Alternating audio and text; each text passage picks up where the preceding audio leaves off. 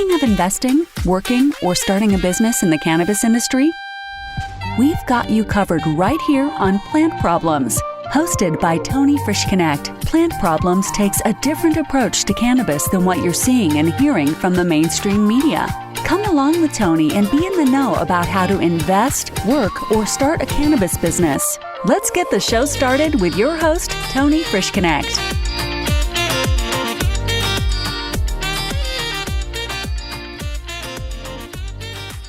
Hey everyone, and welcome back to Plant Problems. Hope you guys are having a wonderful day. I am doing very well. Thanks for asking. Well, I am just getting back to you guys with, I think, some pretty valuable information for you. This is something that, as business owners, we have a very tough time making time for it, and the value in it is so great. And, we get so caught up in our day-to-day business and starting up the business. I think, it takes me back to a few different companies, especially the dispensary. You put in 6 months to a year where you are rapidly putting your pieces of the structural pieces,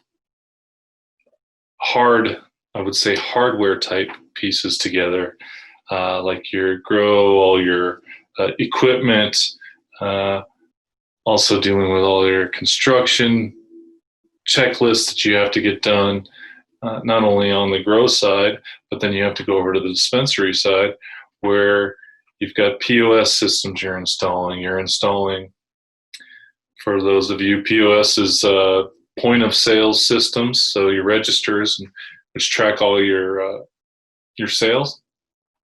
So I want to make sure I was clear on that, guys. So when you're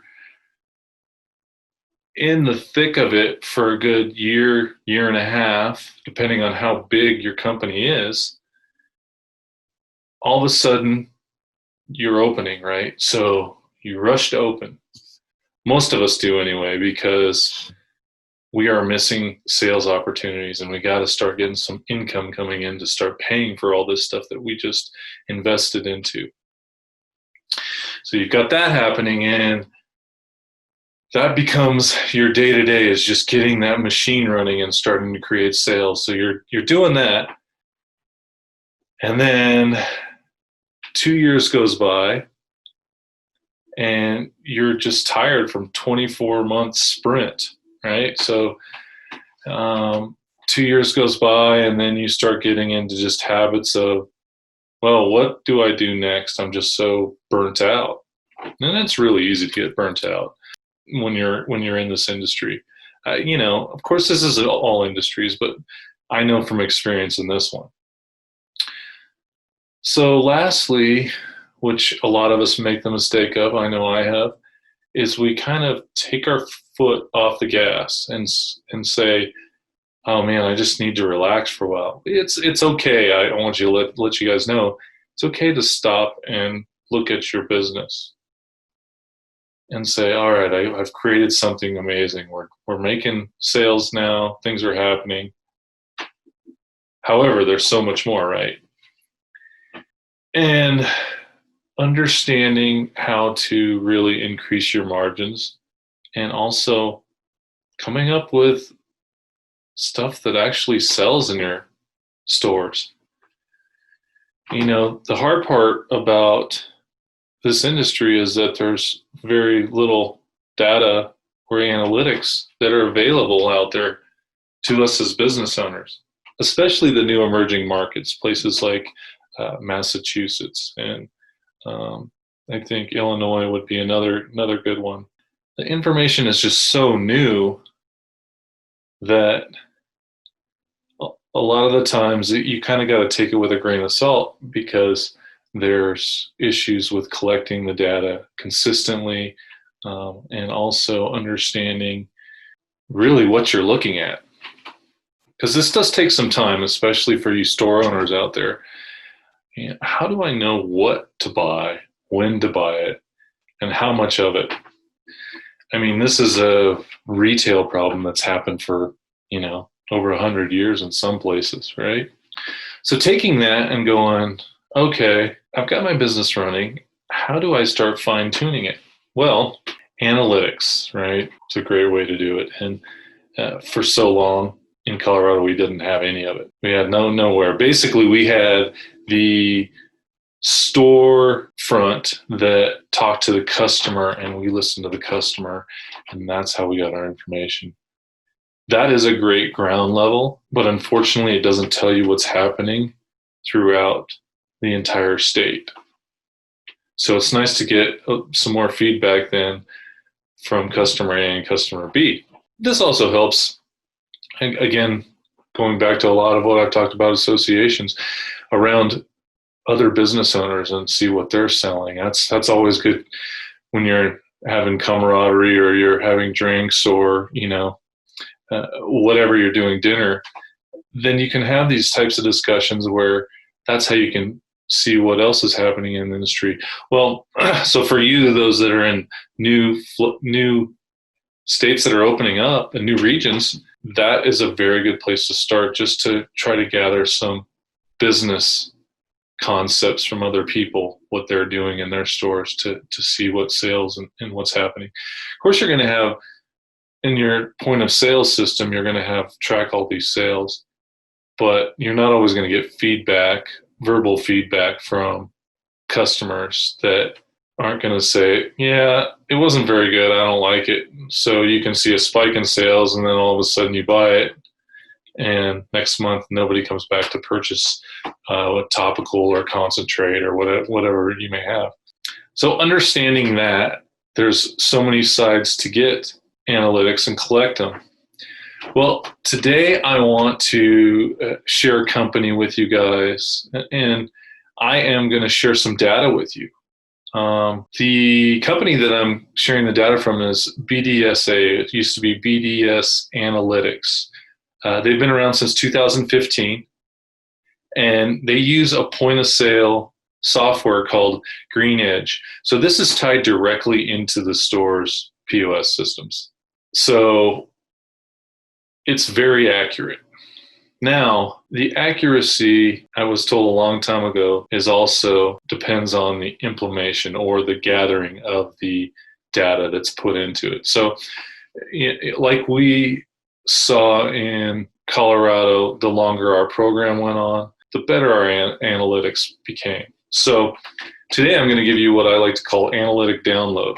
So we're going to start. So these are sales in May, guys. And before I go too far into the data, we just need to remember that for you guys that are listening to this at a later time period, this has been an interesting time because this is coming out of the COVID-19 era or the lockdown.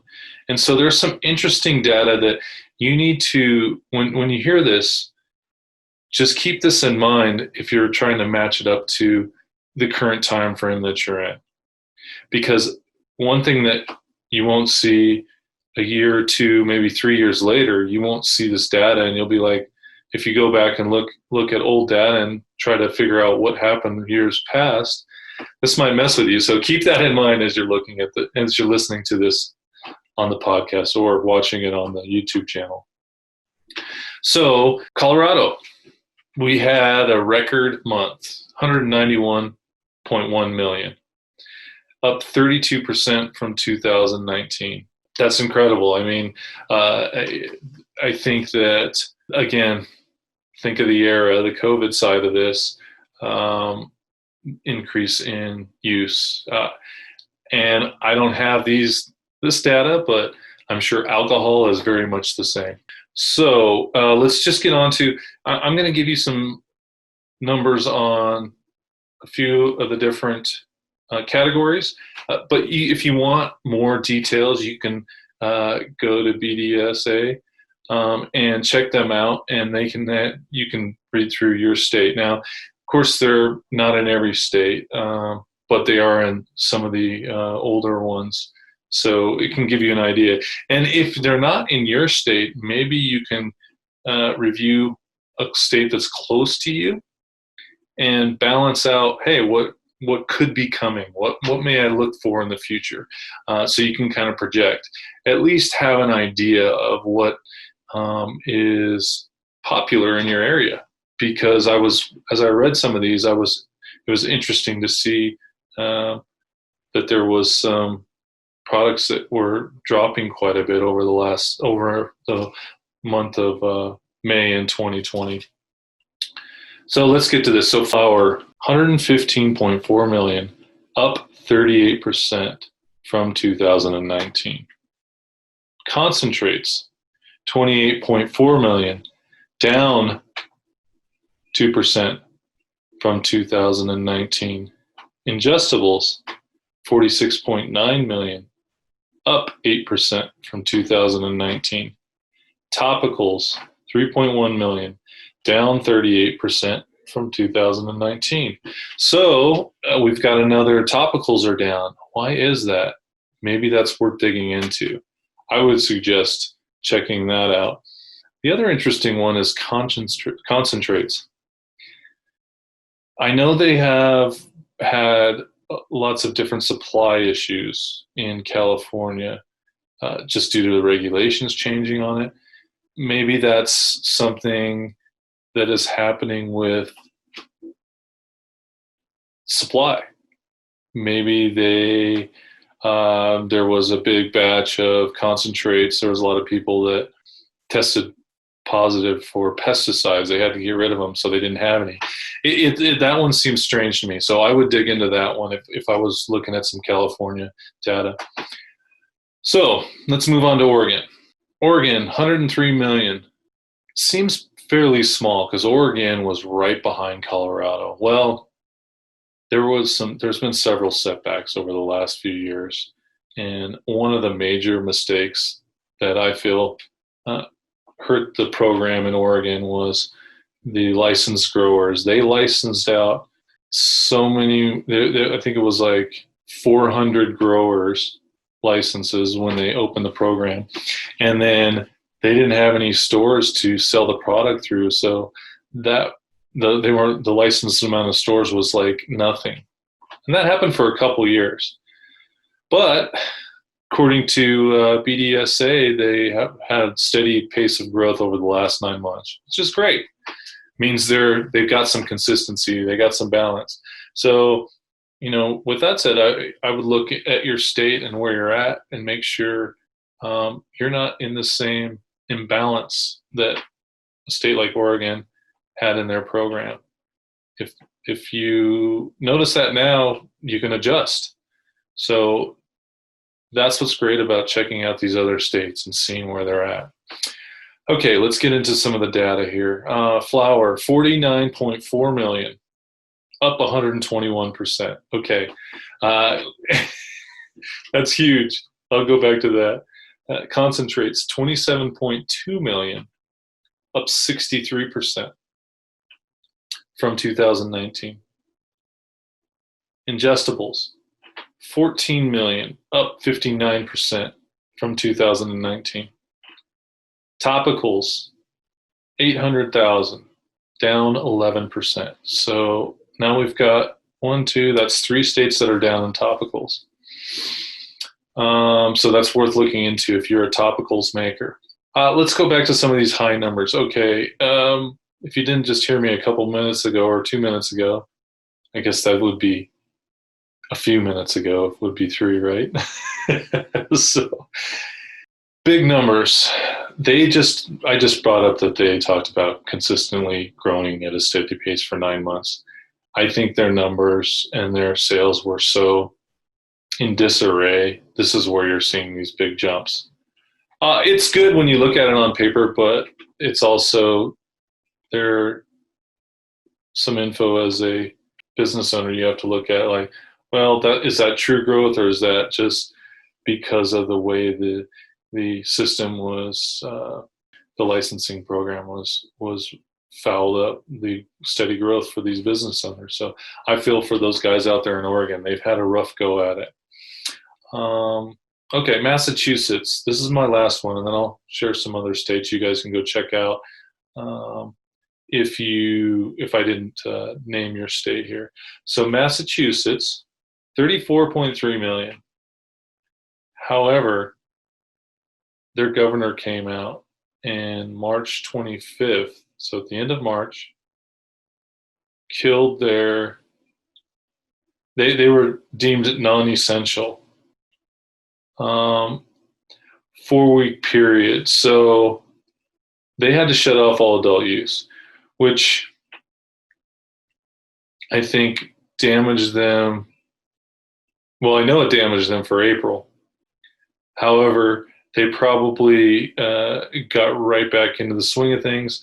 They're very new in collecting data for BDSA, so their numbers came out to 34.3 million in total sales revenue for May, and there's really no big change because there wasn't adult and medical use back in May of 2019. So these are just numbers for the first month of sales that they have here. So flower, 16.5 million.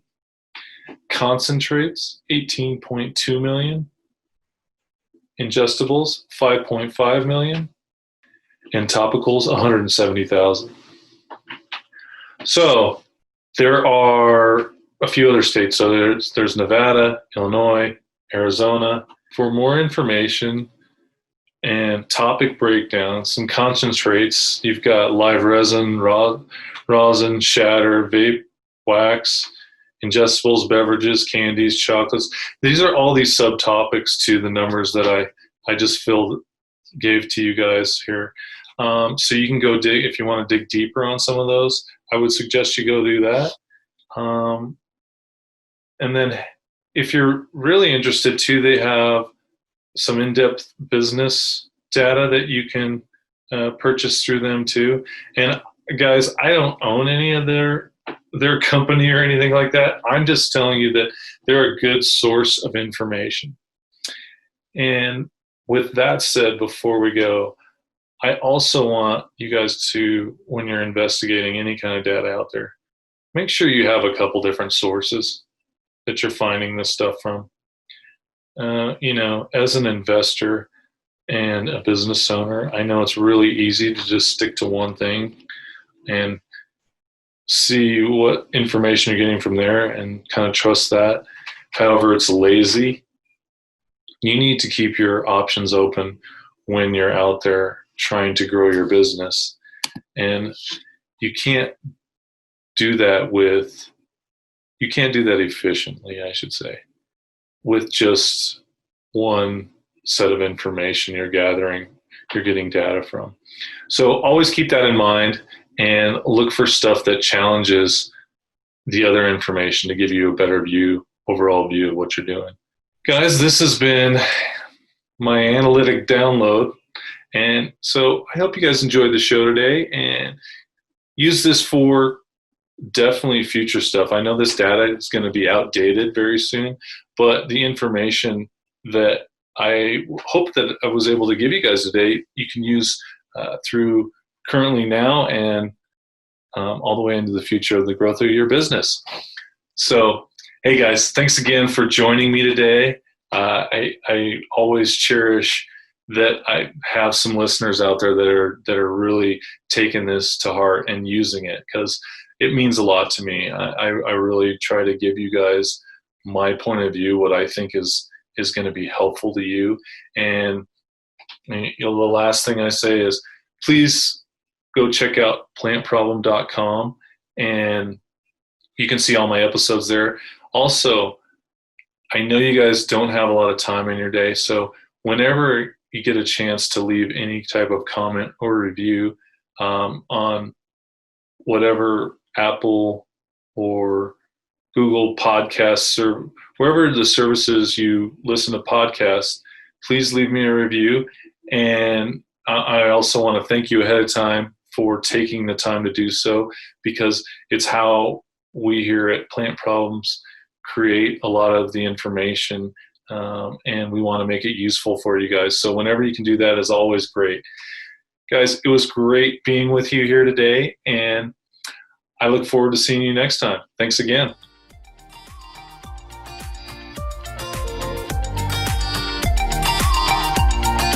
You've just listened to another insightful episode of Plant Problems. If you like what you heard so far, don't forget to tell your friends and colleagues. For additional resources or to leave a review, head over to plantproblem.com. Join us again next week on Plant Problems with Tony Frischknecht. We look forward to having conversations with you as we go along this journey.